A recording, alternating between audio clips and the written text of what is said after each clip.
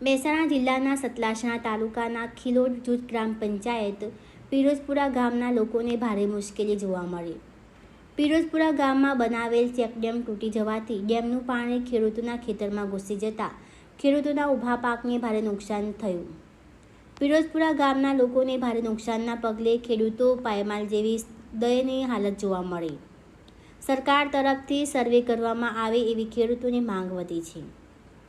ઊભા પાકનું નુકસાનના પગલે સરકાર તરફથી રાહત મળે એવી ખેડૂતોની સરકારથી આશા વ્યક્ત કરી છે.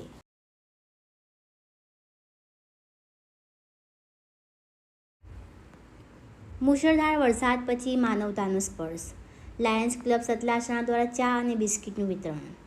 ગઈ રાત્રે પડેલા ભારે વરસાદ પછી આજે વહેલી સવારે લાયન્સ ક્લબ સતલાસણા દ્વારા વાવધરો રોડ ઉપર આવેલા ઝૂંપડપટ્ટી વિસ્તારોમાં લોકો માટે ગરમ ચા અને બિસ્કિટનું વિતરણ કરવામાં આવ્યું.